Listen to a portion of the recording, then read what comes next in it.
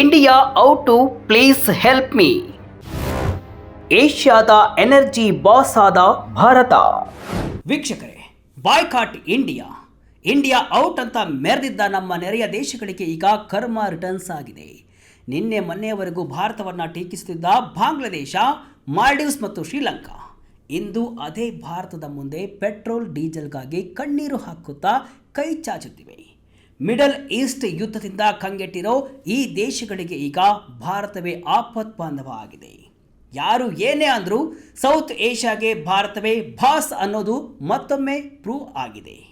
ಯಾವ ಬಾಂಗ್ಲಾದೇಶ, ಮಾಲ್ಡೀವ್ಸ್ ಮತ್ತು ಶ್ರೀಲಂಕಾ ದೇಶಗಳು ಭಾರತದಿಂದ ದೂರ ಆಗಿದ್ವೋ ಅದೇ ದೇಶಗಳು ಈಗ ಇಂಧನ ಕೊರತೆಯಿಂದ ಕಂಗಾಲಾಗಿ ಪ್ಲೀಸ್ ನಮಗೆ ಅರ್ಜೆಂಟಾಗಿ ಪೆಟ್ರೋಲ್ ಡೀಸೆಲ್ ಕೊಡಿ ಅಂತ ಭಾರತದ ಮುಂದೆ ಕೈ ಚಾಚುತ್ತಿವೆ.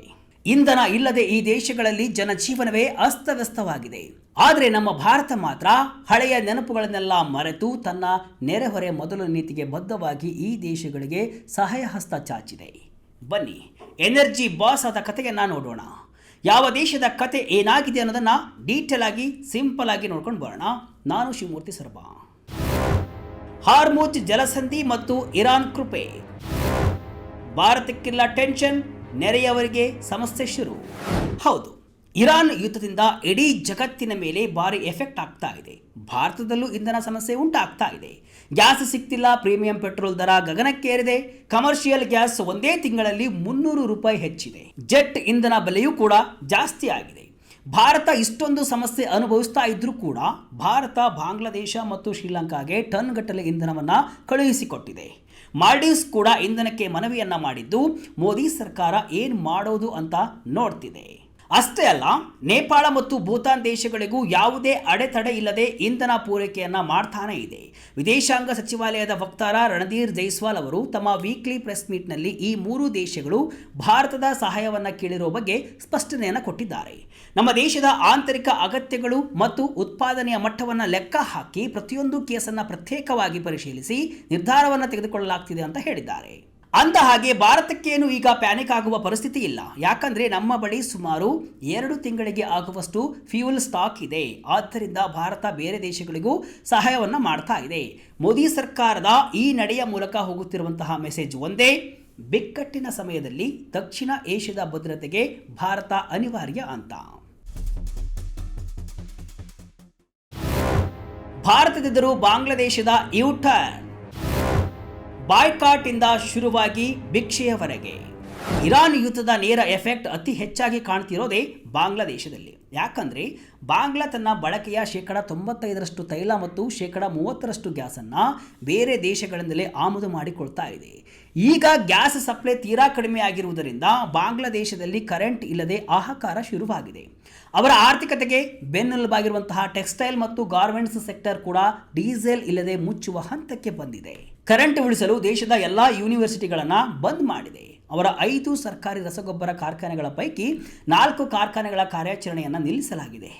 ಈ ಭೀಕರ ಬಿಕ್ಕಟ್ಟಿನ ನಡುವೆ ತಾರಿಕ್ ರೆಹಮಾನ್ ನೇತೃತ್ವದ ಸರ್ಕಾರ ಭಾರತದ ಬಳಿ ಸಹಾಯವನ್ನು ಕೇಳಿದೆ. ಕೂಡಲೇ ಅಲರ್ಟ್ ಆದ ಭಾರತ 2017ರಲ್ಲಿ ಶುರುವಾಗಿದ್ದ ಇಂಡಿಯಾ ಬಾಂಗ್ಲಾದೇಶ ಫ್ರೆಂಡ್ಶಿಪ್ ಪೈಪ್ಲೈನ್ ಮೂಲಕ ಹೈ ಸ್ಪೀಡ್ ಡೀಸೆಲ್ ಪೂರೈಕೆಯನ್ನು ವೇಗಗೊಳಿಸಿದೆ. ಅಸ್ಸಾಂನ ನುಮಾಲಿಗಢ ರಿಫೈನರಿಯಿಂದ ಈ ಡೀಸೆಲ್ ಅನ್ನು ಕಳಿಸಲಾಗ್ತಾ ಇದೆ. 15 ವರ್ಷಗಳ ಒಪ್ಪಂದದ ಭಾಗವಾಗಿ ಮಾರ್ಚ್ 10ರಂದು 5,000 ಟನ್ ಡೀಸೆಲ್ ಕಳಿಸಲಾಗಿದೆ. ಮುಂದಿನ ವಾರ ಮತ್ತೆ 10,000 ಟನ್ ಹಾಗೂ ಅದರ ಜೊತೆಗೆ ಹೊಸದಾಗಿ 7,000 ಟನ್ ಡೀಸೆಲ್ ಕಳುಹಿಸಲು ಸಿದ್ಧತೆ ನಡೆದಿದೆ. ಇದೊಂದು ದೊಡ್ಡ ಯೂಟರ್ನ್ ಅಂತಾನೆ ಹೇಳಬಹುದು. ಯಾಕಂದರೆ 2024ರ ಆಗಸ್ಟ್ನಲ್ಲಿ ಶೇಖ್ ಹಸೀನಾ ಅಧಿಕಾರ ಕಳೆದುಕೊಂಡ ಬಳಿಕ ಮಧ್ಯಂತರ ಮುಖ್ಯಸ್ಥ ಮುಹಮ್ಮದ್ ಯೂನುಸ್ ನೇತೃತ್ವದಲ್ಲಿ ಭಾರತ ಬಾಂಗ್ಲಾ ಸಂಬಂಧ ಪಾತಾಳಕ್ಕೆ ಕುಸಿದಿತ್ತು. ಬಾಯ್ಕಾಟ್ ಇಂಡಿಯಾ ಅಂತ ಕ್ಯಾಂಪೇನ್ ಮಾಡಿ ಪಾಕಿಸ್ತಾನದ ಜೊತೆ ಬಾಂಗ್ಲಾ ದೋಸ್ತಿಯನ್ನು ಬೆಳೆಸಿತ್ತು. ಆದರೆ ಈಗ ತಾರಿಕ್ ರೆಹಮಾನ್ ನೇತೃತ್ವದ ಹೊಸ ಸರ್ಕಾರ ಭಾರತದ ಜೊತೆ ಸಂಬಂಧವನ್ನು ಮತ್ತೆ ಸರಿಪಡಿಸುವ ಸುಳಿವನ್ನು ಕೊಟ್ಟಿದೆ. ಮುಂದಿನ ವಾರ ಬಾಂಗ್ಲಾದೇಶದ ವಿದೇಶಾಂಗ ಸಚಿವ ಖಲೀಲುರ್ ರೆಹಮಾನ್ ಅವರು ದಿಲ್ಲಿಗೆ ಭೇಟಿಯನ್ನು ನೀಡ್ತಾ ಇದ್ದು ಎಲ್ಲರ ಕಣ್ಣು ಈಗ ಆ ಭೇಟಿಯ ಮೇಲೆ ನೆಟ್ಟಿದೆ. ಮಾಲ್ಡೀವ್ಸ್ನಿಂದಲೂ ತೈಲಕ್ಕಾಗಿ ಮನವಿ. ಭಾರತವೇ ಈಗ ಅವರಿಗೆ ಟ್ರಸ್ಟೆಡ್ ಪಾರ್ಟ್ನರ್. ಇದೇ ರೀತಿ ಇನ್ನೊಂದು ಬಿಗ್ ಶಿಫ್ಟ್ ಆಗಿರೋದು ಮಾಲ್ಡೀವ್ಸ್ನಲ್ಲಿ. ಕೇವಲ 1 ವರ್ಷದ ಹಿಂದೆ ಇದೇ ಮಾಲ್ಡೀವ್ಸ್ ಭಾರತದ ಅತಿ ದೊಡ್ಡ ಟೀಕಾಕಾರನಾಗಿತ್ತು. ಇಂಡಿಯಾ ಔಟ್ ಅಂತ ಕ್ಯಾಂಪೇನ್ ಮಾಡಿತ್ತು. ಭಾರತೀಯ ಸೇನಾ ಸಿಬ್ಬಂದಿಯನ್ನು ವಾಪಸ್ ಕಳುಹಿಸಿ ಚೀನಾ ಕಡೆ ವಾಲಿದ್ರು. ಇದರಿಂದ 2024ರಲ್ಲಿ ಎರಡು ದೇಶಗಳ ಸಂಬಂಧ ತೀರಾ ಹದಗೆಟ್ಟಿತ್ತು. ಆದರೆ ಅದಾದ ಬಳಿಕ ಮತ್ತೆ ಭಾರತದ ಕಡೆ ಮುಖ ಮಾಡಿದ್ರು. ಈಗ ಇಂಧನ ಬಿಕ್ಕಟ್ಟು ಶುರುವಾದ ಮೇಲೆ ಮಾಲ್ಡೀವ್ಸ್ಗೆ ಭಾರತವೇ ಮತ್ತೊಂದು ಬಾರಿ ಆಪತ್ಬಾಂಧವನಾಗಿದೆ. ಇರಾನ್ ಯುದ್ಧದಿಂದ ವಿಮಾನಗಳ ಹಾರಾಟದಲ್ಲಿ ವ್ಯತ್ಯಯವಾಗಿ ಅವರ ಪ್ರವಾಸೋದ್ಯಮ ಆಧಾರಿತ ಆರ್ಥಿಕತೆ ನೆಲಕಚ್ಚಿದೆ. ಬೇರೆ ದಕ್ಷಿಣ ಏಷ್ಯಾ ದೇಶಗಳಂತೆ ಮಾಲ್ಡೀವ್ಸ್ ಕೂಡ ಇಂಧನಕ್ಕಾಗಿ ಪೂರ್ತಿಯಾಗಿ ಆಮದನ್ನೇ ನೆಚ್ಚಿಕೊಂಡಿದೆ.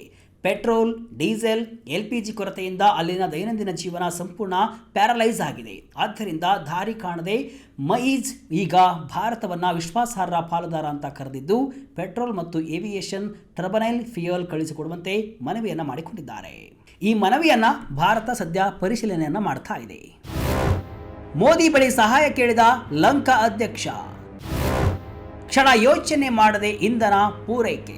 ಇನ್ನು ಶ್ರೀಲಂಕಾದ ಸ್ಟೋರಿ ನೋಡಿದ್ರೆ ಪ್ರಸ್ತುತ ಪರಿಸ್ಥಿತಿ ಅವರಿಗೆ 2022ರ ಆರ್ಥಿಕ ಕುಸಿತದ ಕರಾಳ ದಿನಗಳನ್ನು ನೆನಪು ಮಾಡುತ್ತೆ.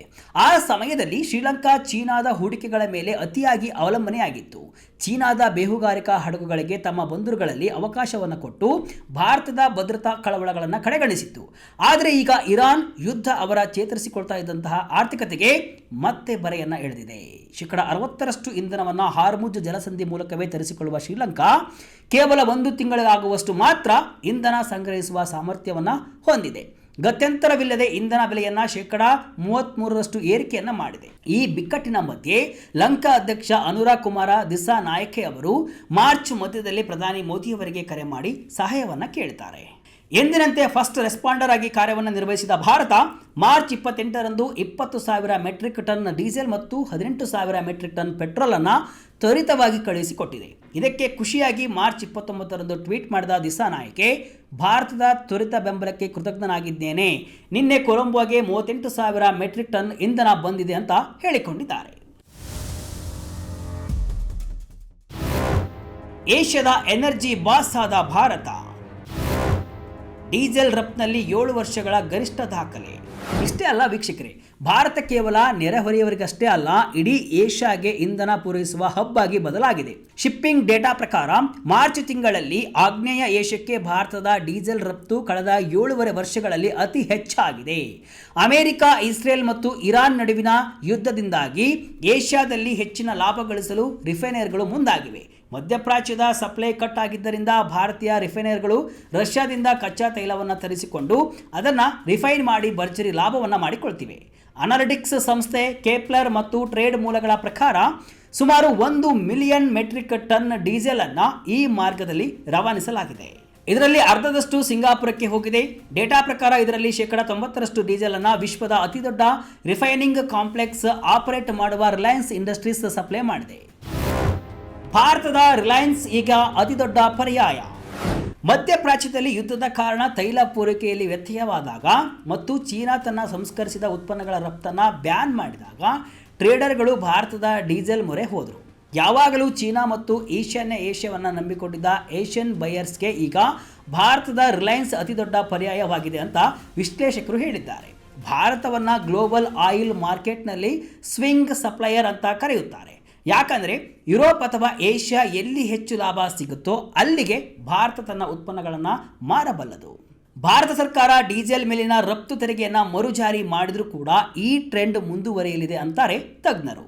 ಕನಿಷ್ಠ ಆಗಸ್ಟ್ ವರೆಗಾದರೂ ಕೂಡ ಈ ವ್ಯಾಪಾರ ಹೀಗೆಯೇ ಮುಂದುವರಿಯಲಿದೆ. ಅಮೆರಿಕ, ರಷ್ಯಾ ಮತ್ತು ಇರಾನ್ ತೈಲ ಖರೀದಿಗೆ ತಾತ್ಕಾಲಿಕ ವಿನಾಯಿತಿ ನೀಡಿರುವುದು ಭಾರತದ ರಿಫೈನರಿಗಳಿಗೆ ದೊಡ್ಡ ವರದಾನವಾಗಿದೆ.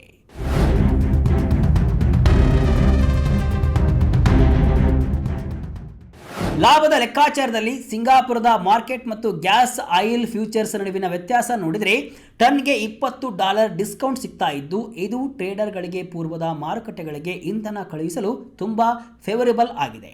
ಒಟ್ಟಿನಲ್ಲಿ ಇಷ್ಟೆಲ್ಲ ನೋಡಿದ ಮೇಲೆ ನಮಗೆ ಅರ್ಥವಾಗುವ ಒಂದು ದೊಡ್ಡ ಪಾಠ ಏನೆಂದರೆ, ದಕ್ಷಿಣ ಏಷ್ಯಾದಲ್ಲಿ ರಾಜಕೀಯದ ಬೊಗಳೆ ಮಾತುಗಳು, ಕ್ಯಾಂಪೇನ್ಗಳು ಹೆಚ್ಚು ದಿನ ಉಳಿಯಲ್ಲ. ಮಾಲ್ಡೀವ್ಸ್ನ ಇಂಡಿಯಾ ಔಟ್ ಆಗಿರಬಹುದು ಅಥವಾ ಬಾಂಗ್ಲಾದೇಶದ ಆಂಟಿ ಇಂಡಿಯಾ ಸೆಂಟಿಮೆಂಟ್ ಆಗಿರಬಹುದು. ಏನೇ ಇದ್ದರೂ ಕಠಿಣ ವಾಸ್ತವ ಈಗ ಎಲ್ಲರಿಗೂ ಅರ್ಥವಾಗಿದೆ. ಭಾಷಣಕ್ಕಿಂತ ಭೂಗೋಳ ತುಂಬ ಮುಖ್ಯ ಅನ್ನೋದು ಭಾರತದ ನೆರೆ ರಾಷ್ಟ್ರಗಳಿಗೆ ಅರ್ಥ ಆದಂತೆ ಕಾಣಿಸ್ತಾ ಇದೆ. ನೀವು ಏನೇ ಮಾಡಿದರೂ ದಕ್ಷಿಣ ಏಷ್ಯಾದ ಇಂಧನ ಭದ್ರತೆಗೆ ಭಾರತವೇ ಕೇಂದ್ರ ಬಿಂದು.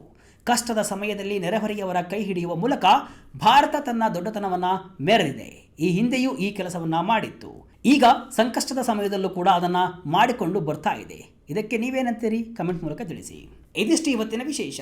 ಇದೇ ರೀತಿ ಹಲವು ವಿಶ್ಲೇಷಣೆ ಮಾಹಿತಿ ಅಷ್ಟೇ ಅಲ್ಲ, ಮನೋರಂಜನೆಯ ವಿಡಿಯೋಗಳಿಗಾಗಿ ವಿಜಯ ಕರ್ನಾಟಕ ವೆಬ್ಸೈಟ್, ಫೇಸ್ಬುಕ್ ಹಾಗೂ ಯೂಟ್ಯೂಬ್ ಪೇಜನ್ನು ಫಾಲೋ ಮಾಡಿ. ಧನ್ಯವಾದಗಳು.